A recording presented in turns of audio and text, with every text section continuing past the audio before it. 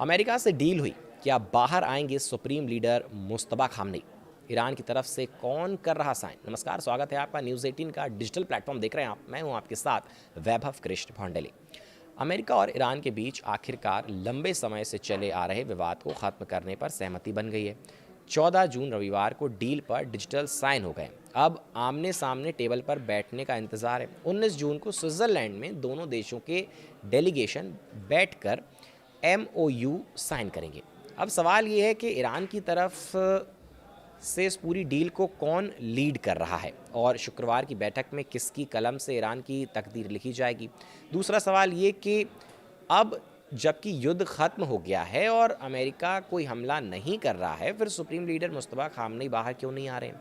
अब सबसे पहले बात कर लेते हैं कि डिजिटल डील पर साइन किसने किए।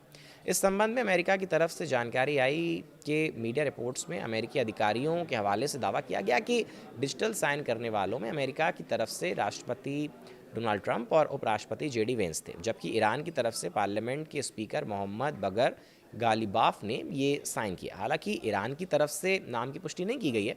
खुद स्पीकर गालिबाफ ने सोमवार को एक्स पर लिखा, ईरान ने अमेरिका से एग्रीमेंट कर फाइनल विक्ट्री की तरफ एक बड़ा कदम उठाया है।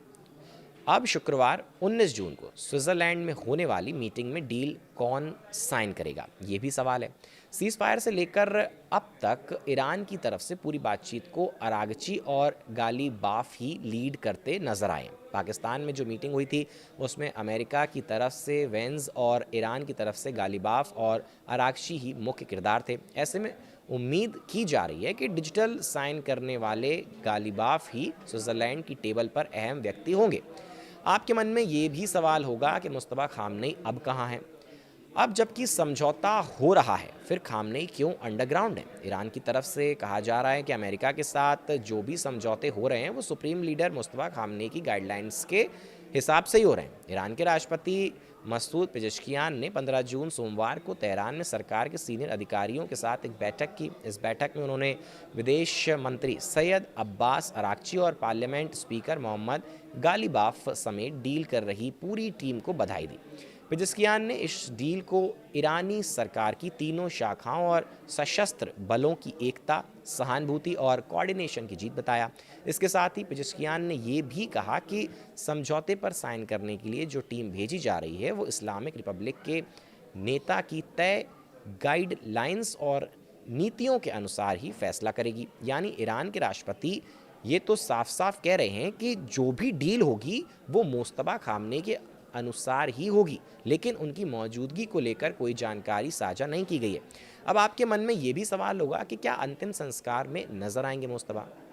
देखिए, अगर 19 जून को स्विट्जरलैंड में अमेरिका और ईरान के बीच सभी मुद्दों पर सहमति बन जाती है तो टकराव पूरी तरह खत्म होने की संभावना है। संभवतः इस डील के बाद ईरान में हालात सामान्य हो जाएंगे। पूर्व supreme leader Ayatollah Ali Khamenei को जुलाई के पहले हफ्ते में सुपुर्द खाक किए जाने की भी सूचना है। ईरानी मीडिया रिपोर्ट में दावा किया गया है कि 4 जुलाई को अंतिम संस्कार की रस्में शुरू होंगी और 9 जुलाई को खामनेई को उनके जन्म स्थान मशहद में दफन किया जाएगा। उम्मीद की जा रही है कि मुस्तफा खामनेई अपने पिता की अंतिम यात्रा में शामिल हो सकते हैं और दुनिया के सामने आ सकते हैं। 28 फरवरी को अमेरिका ईरान के हमले में परिवार के अन्य सदस्यों समेत सुप्रीम लीडर खामनेई की मौत हुई थी। तब से लेकर अब तक मुस्तफा खामनेई जनता के बीच नहीं आए हैं। उनके घायल होने की भी खबरें आती रही हैं। युद्ध की शुरुआत में हालांकि अमेरिका और ईरान मुस्तफा के खात्मे की बात करते थे, लेकिन अब अमेरिका नरम पड़ गया है। ट्रंप ये भी कह चुके हैं कि अगर मुस्तफा उनसे मिलना चाहते हैं तो वो मिल सकते हैं।